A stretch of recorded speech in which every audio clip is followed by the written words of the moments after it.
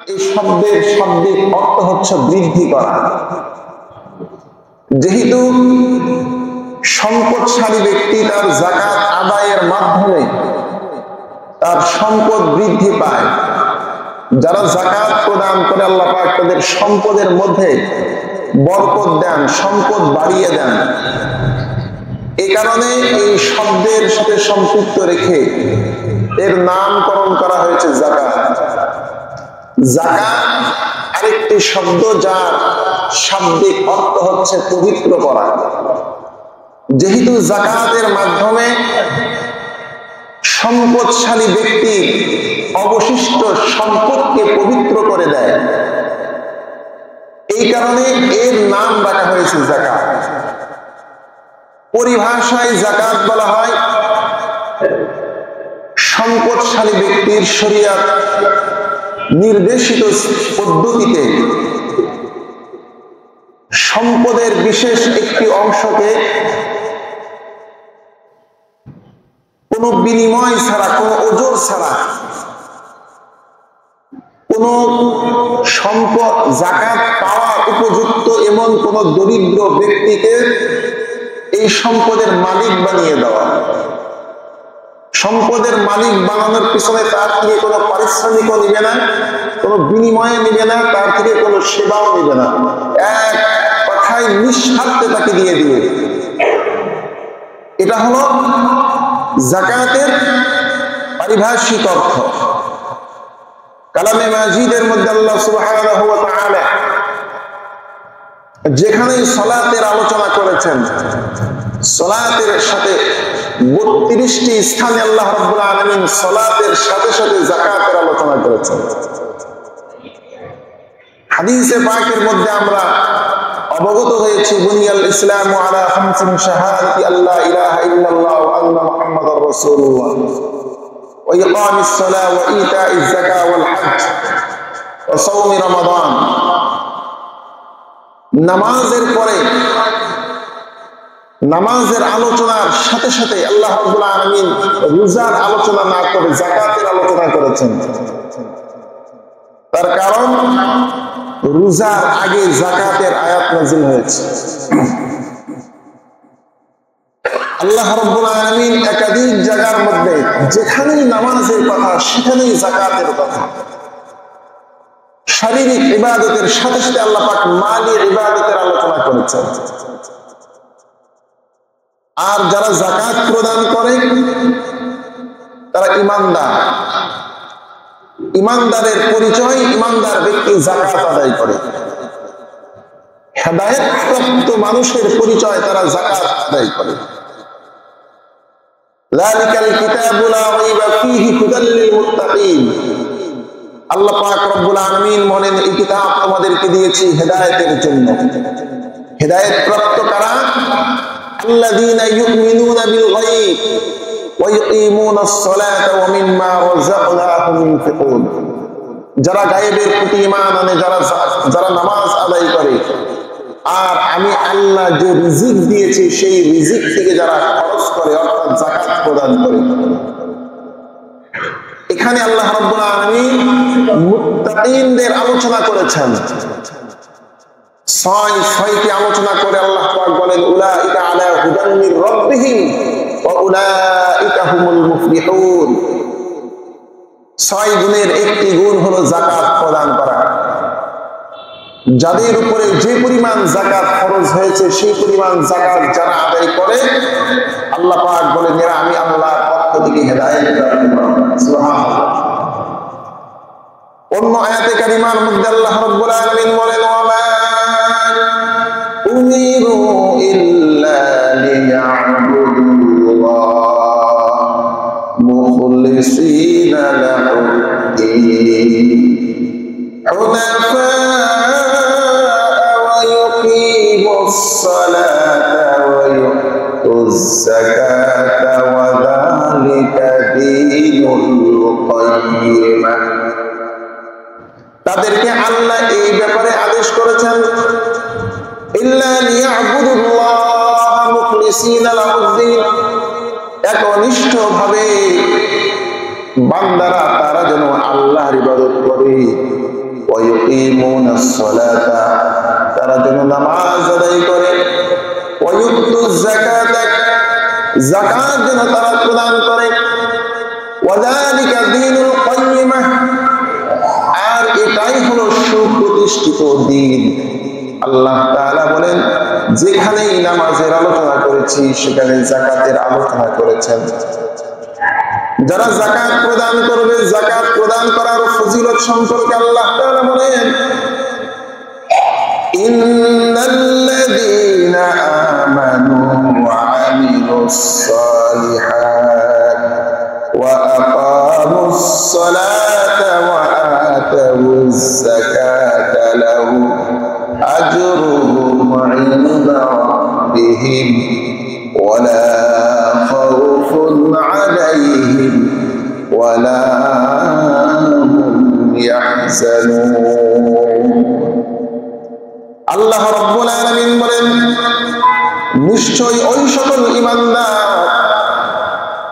আমানু ওয়া আমিলুস সালিহাত, ওই সকল ঈমানদার যারা নেক কাজ করে, ভালো ভালো কাজ করে, ওয়া আকামুস সালাতা ওয়া আতাউজ যাকাতা, যারা নামাজ আদায় করে, যারা যাকাত প্রদান করে, লাহুম আজরুহুম ইনদা রাব্বিহিম, তাদের প্রতিদান রয়েছে তাদের রবের নিকটে, ওয়ালা খাউফুন আলাইহিম ওয়ালা হুম ইয়াহজানুন। আল্লাহ পাক বলেন, যারা নামাজ আদায় করবে, যারা যাকাত প্রদান করবে, লা খাউফুন আলাইহিম ওয়ালা হুম ইয়াহজানুন, তাদের কোনো ভয় থাকবে না, তাদের কোনো চিন্তাও থাকবে না। ওয়া আকিমুস সালাতা ওয়া আতুজ যাকাতা ওয়া মা তুকদ্দিমু লিআনফুসিকুম মিন খায়রিন তাজিদুহু ইনদাল্লাহ। আল্লাহ রাব্বুল আলামিন বলেন, এ বান্দা, নামাজ যদি আদায় করো, যাকাত যদি প্রদান করো, আর তুমি তোমার নিজের কল্যাণের জন্য, নিজের জন্য যা তুমি অর্ধেক গ্রহণ করেছো, মৃত্যুর পূর্বে পরকালের সামানা হিসেবে যা তুমি গ্রহণ করেছো, ওয়া আকিমুস সালাতা ওয়া আতুজ যাকাতা ওয়া আকিমুল্লাহা কারদান হাসানান ওয়া মা তুকদ্দিমু লিআনফুসিকুম মিন খায়রিন তাজিদুহু ইনদাল্লাহ। আল্লাহ পাক বলেন, পরকালের জন্য যা তুমি গ্রহণ করেছো, তুমি যে সমস্ত ভালো কাজগুলি গ্রহণ করেছো, যাকাত প্রদান করেছো, তাজিদুহু ইনদাল্লাহ ওয়া খায়রান ওয়া আ'যামা আজরান, উত্তম শ্রেষ্ঠ প্রতিদান হিসাবে এই যাকাত কিয়ামতের ময়দানে প্রতিদান হিসাবে তার পুরস্কার তোমাকে দেওয়া হবে। আল্লাহ তাআলা বলেন, বান্দা আমার কাছে যা গচ্ছিত রাখবে এগুলি কখনো নষ্ট হবে না। মানুষ অনেক সময় ভবিষ্যৎ পরিকল্পনা করে। এই বসুন্ধরা সিটির মধ্যে আজ থেকে 20 বছর আগে অনেকে জমি ক্রয় করে রেখে দিয়েছিল। ঢাকার শহর এত মানুষে ভরপুর ছিল না, অধিকাংশ ঢাকার বিভিন্ন আশপাশগুলি বন জঙ্গলে ভরা ছিল, মানুষ বসবাস করতে সাহস পেত না, এত জঙ্গল ছিল। এই এলাকার পুরাতন মানুষ যারা আছে, মুরব্বী আছে, এদেরকে প্রশ্ন করেন, জিজ্ঞেস করেন, এই সমস্ত এলাকায় একটা সময় এমন ছিল মানুষ রাত্রে হাঁটতে সাহস পেত না, দিনের বেলায় একা একা চলতে ভয় পেত, তাইতো কিনা? ওই সময় কিছু মানুষ তারা কিছু জমি ক্রয় করে রেখেছিল ভবিষ্যৎ পরিকল্পনা করে, 10,000 টাকা কাটা, 5,000 টাকা কাটা। আমি যখন ছোট ছিলাম, আমার বাবাকে যখন আসতো না, গাওয়ার চাকরি করতো, কিছু মুসল্লি বলতো, হুজুর এইখানে কিছু জায়গা আছে, আপনি কিনে রাখেন, 5,000 টাকা কাটা। আব্বা বলতো, গ্রামে জায়গা, ধানের জায়গা কিনবো, এখানে বিল কিনে লাভ, পচা খানা কিনে লাভ, 5,000 টাকা কাটে কোনো কাজে দিবে না। আজ 30 বছর পরে এটা স্বর্ণের টুকরা কোটি কোটি টাকার সম্পদে রূপান্তরিত হয়েছে। যে জমিন 5,000 টাকা কাটা ছিল, 30 বছর পরে সেই হজ ক্যাম্পের পাশের জায়গা 10,000 টাকায় পাওয়া যাবে, 10 লাখ টাকায় পাওয়া যাবে। যারা 5,000 টাকা দিয়ে 10,000 টাকা দিয়ে 1 লক্ষ টাকার জায়গা ক্রয় করে রেখেছিল। 20 বছর 30 বছর পরে এই জমির দাম কমছে না বাড়ছে? দুনিয়ার মানুষ 10,000 টাকা একটা কাজে ব্যবসায় লাগানোর কারণে, জমিনে লাগানোর কারণে যদি জমিনের দাম মানুষ বাড়িয়ে দিতে পারে, আল্লাহর বান্দা আখিরাতের জান্নাতের জমি ক্রয় করার জন্য আল্লাহ পাকের কাছে বান্দা যে সম্পদ রাখবে, আল্লাহ বুঝে সেই সম্পদের দাম বাড়াতে পারে না। আল্লাহ তাআলা অন্য আয়াতের মধ্যে বলেন, বান্দা তোমার দান এটা আমি আল্লাহ এমন ভাবে লালন পালন করব, বর্ধিত করতে করতে তুমি দান করেছিলে অল্প, খরচ করেছিলে দিনের রাহে অল্প, আমি আল্লাহ এই অল্প দানকে বাড়াতে বাড়াতে কিয়ামতের ময়দানে পাহাড় সম পরিমাণ নেকি অল্প দান করেছিল। এই কারণে আল্লাহ তাআলা বলেন, وأقرضوا الله قرضا حسنا وما تقدموا لأنفسكم من خير تجدوه عند الله هو خيرا وأعظم أجرا واستغفروا الله إن الله غفور رحيم। কি আছো? وأقرضوا الله قرضا حسنا, আল্লাহ পাককে উত্তম ঋণ দিবে। অথচ আল্লাহ তাআলা বলেন, আল্লাহুল গনি ওয়া আনতুমুল ফুকারা,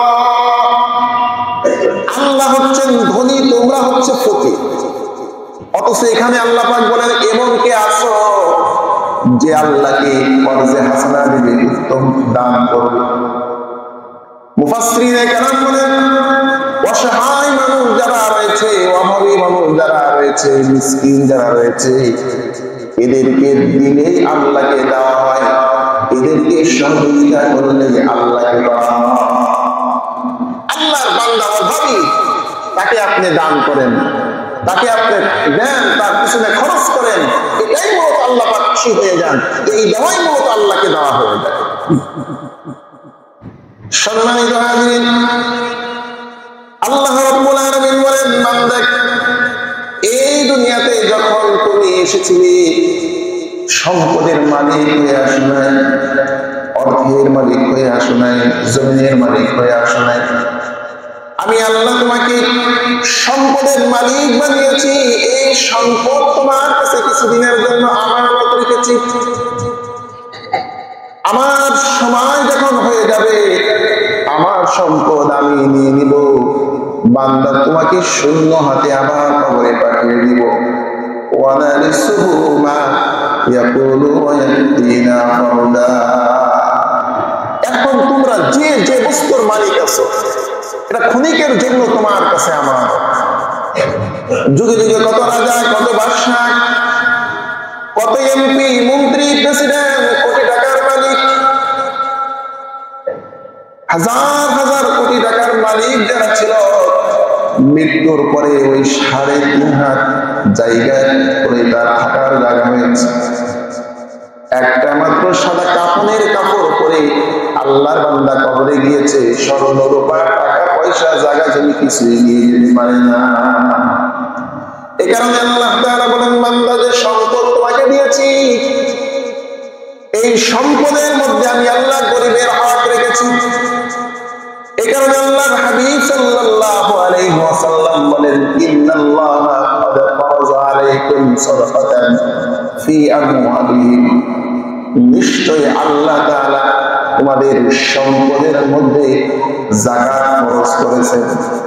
তুখযু মিন আমওয়ালিহিম, তুখযু মিন আমওয়ালিহিম, তুখযু মিন আগনিয়াইহিম, আর এই সম্পদ ধনীদের থেকে নেওয়া হবে। ওয়া তুরাদ্দু আলা ফুকারাইহিম, আর ধনীদের থেকে সম্পদ নিয়ে এটাকে আল্লাহ তাআলা বলেন গরিবদের মাঝে বন্টন করে দেওয়া হবে। ধনীদের মধ্যে আল্লাহ পাক গরিবের একটা হক রেখেছেন। তুখযু মিন আগনিয়াইহিম ওয়া তুরাদ্দু আলা ফুকারাইহিম, যাকাত কিভাবে দিবেন? ধনীদের থেকে সম্পদগুলি নিবে, গরিবদের মাঝে এটা দিয়ে দিবে। নবী বলেন ধনীদের সম্পদের মধ্যে গরিবের হক রয়েছে। হক দুই প্রকার, কয় প্রকার? সকলে বলেন কয় প্রকার? এক নম্বর হলো হকুল্লাহ, একটি হক হলো হকুল্লাহ, একটি হক হচ্ছে হকুল ইবাদ, আল্লাহর হক, বান্দার হক। যাকাতের মধ্যে বান্দার একটা হক আছে, ধনীর সম্পদের মধ্যে গরিবের হক আছে না নাই? সম্পদ আমি উপার্জন করেছি, আমাদের দেশের মানুষ যত কোটি কোটি টাকার মালিক হোক না কেন, দেশের সরকারের একটা হক আছে না নাই? সরকারকে ট্যাক্স দিতে হয় কি হয় না? যদি সরকারকে ট্যাক্স না দেয় তাহলে ধরে না যে আপনি যে এত সম্পদ উপার্জন করেছেন আপনি তো ঠিক মতো ট্যাক্স দেন, ধরে ফেলবে। দুনিয়ার মানুষ সরকারের হাত থেকে বাঁচার জন্য সে সময় মতো ট্যাক্স দিয়ে দেয়।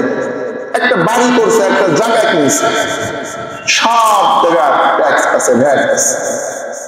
আল্লাহ পাক বলেন তুমি যে সম্পদ কামিয়েছ, আমার দেওয়া হাত, আমার দেওয়া মেধা, আমার দেওয়া চোখ, আমার দেওয়া মেধা দিয়ে আজকে কোটি টাকার পাহাড় গড়েছ বান্দা, এই সম্পদের ট্যাক্স দাও, সম্পদের ভ্যাট দাও, যাকাত দাও। যদি বান্দা যাকাত দিতে অস্বীকার করে, কোরআনে কারিমে যাকাতকে আল্লাহ তাআলা আদেশ করেছেন, ফরজ করেছেন, এটা নফল ইবাদত নয়। আল্লাহ রাব্বুল আলামিন বলেন আল্লাযীনা ইয়াকনিজুনা আল-যাহাবা ওয়াল-ফিদ্দাতা ওয়া লা ইউনফিকুনাহা ফী সাবিলিল্লাহ ফাবাশশিরহুম বিআযাবিন আলীম। দুনিয়াতে যারা স্বর্ণরূপা পুঞ্জীভূত করে জমা করে রাখে, ওয়ালা ইউনফিকুনাহা ফী সাবিলিল্লাহ, আল্লাহর রাহে যারা যাকাত দেয় না, খরচ করে না, ফাবাশশিরহুম বিআযাবিন আলীম, তাদেরকে আপনি যন্ত্রণাদায়ক আযাবের খবর দিয়ে দেন, সুসংবাদ দিয়ে দেন। স্বর্ণের মালিক ছিল, সম্পদের মালিক ছিল, অর্থের মালিক ছিল, আমি আল্লাহ তাকে কোটি কোটি টাকার মালিক বানিয়েছি, অর্থ জমা করেছে, যাকাত সঠিকভাবে প্রদান করে নাই। আল্লাহ তাআলা বলেন ইয়াউমা ইউহমা আলাইহা ফী নারি জাহান্নাম ফাতুকওয়া বিহা জিবাহুহুম ওয়া জুনুবুহুম ওয়া যুহুরুহুম হাযা মা কানাসতুম লিআনফুসিকুম ফাযুকু মা কুনতুম তাকনিজুন। ইয়াউমা ইউহমা আলাইহা ফী নারি জাহান্নাম, কিয়ামতের ময়দানে বান্দা এই সম্পদগুলিকে জাহান্নামের আগুন দিয়ে জ্বালানো হবে। নবী সাল্লাল্লাহু আলাইহি ওয়াসাল্লাম বলেন জাহান্নামে কিছু পাত জ্বালানো হবে। যাকাত যারা সঠিকভাবে প্রদান করে নাই, ওই সম্পদশালী কপালের মধ্যে এটাকে সেক দেওয়া হবে, পার্শ্বদেশে সেক দেওয়া হবে, কপালের মধ্যে, চেহারার মধ্যে পার্শ্বদেশে সেক দেওয়া হবে। আর বলা হবে এটাই তো তোমার সম্পদ, যেটা তুমি পুঞ্জীভূত করে রেখেছিলে।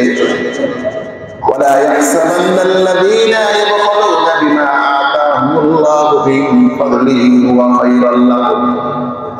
আল্লাহ পাক বলেন বান্দা সম্পদ দিয়েছি, কৃপণতা করো, মনে করো সম্পদ কমে যাবে।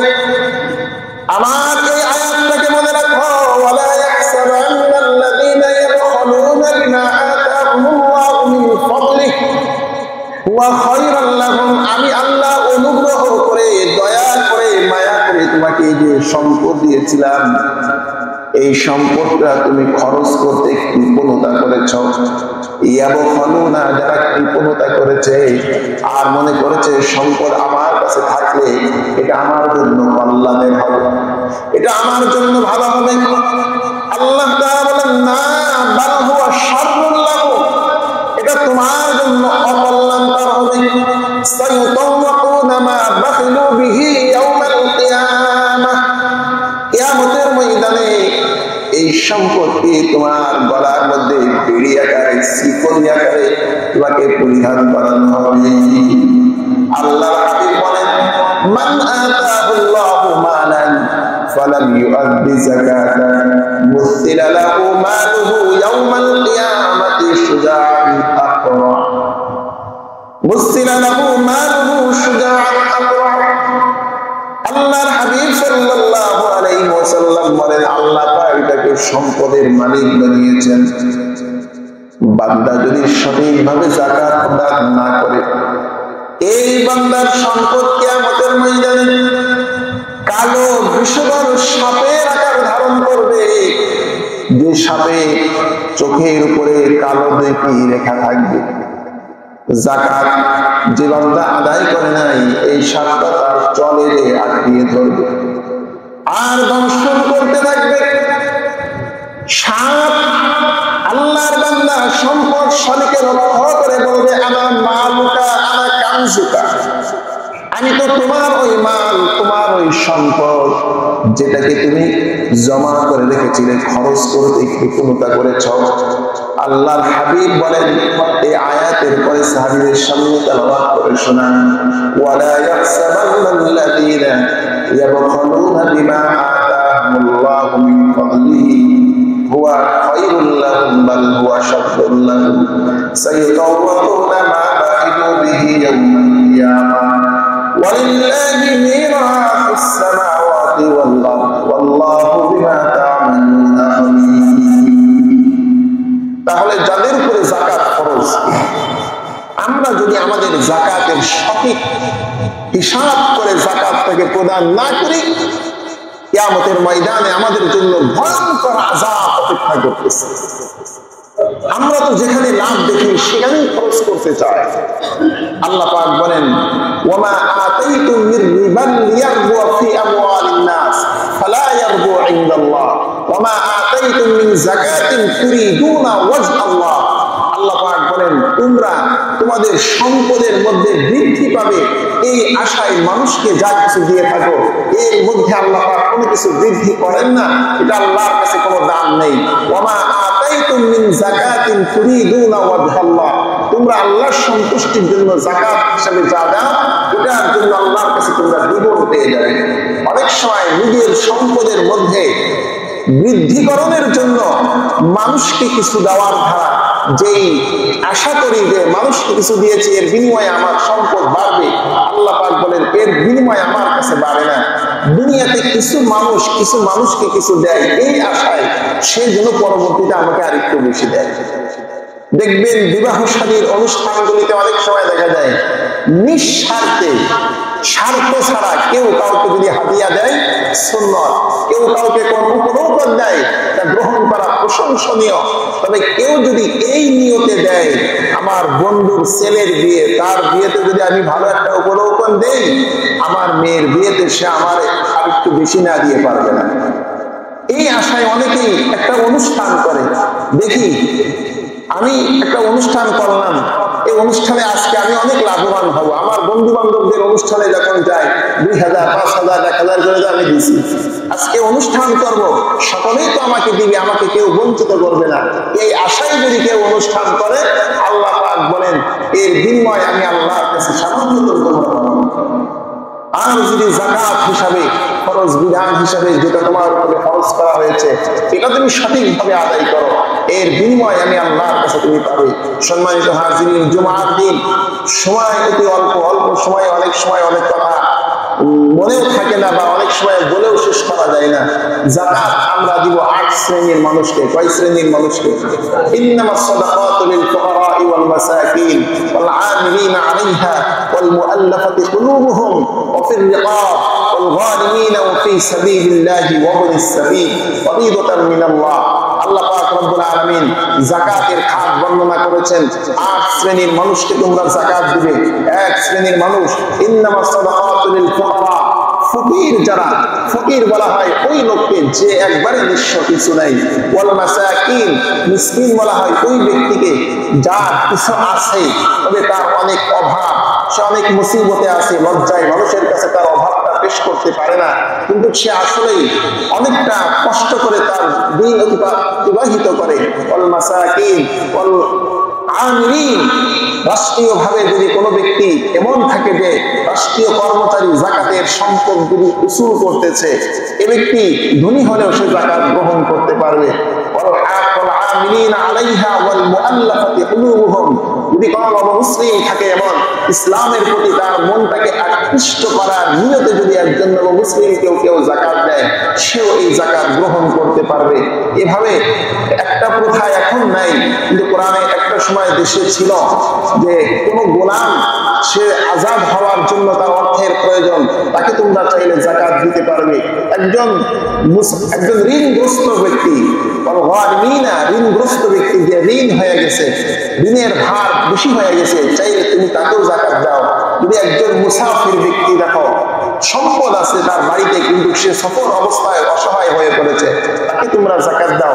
আর যে ব্যক্তি আল্লাহর রাস্তায় রয়েছে, আল্লাহর রাস্তায় বলতে দ্বীনের পথে যত লাইন থাকে, জিহাদের কথা বলেন, মাদ্রাসার কথা বলেন, দাওয়াত ও তাবলীগের কথা বলেন, এক কথায় আল্লাহর পথে যারা রয়েছে, ঘরে না থাকার কারণে সকলে তার কাছে টাকা নেই, আল্লাহ পাক যদি এমন পরিস্থিতিতে কোনো দ্বীনের দায়ীকে দেখে, তাকে জাকাত দিবে, সে জাকাত গ্রহণ করবে। আল্লাহ রাব্বুল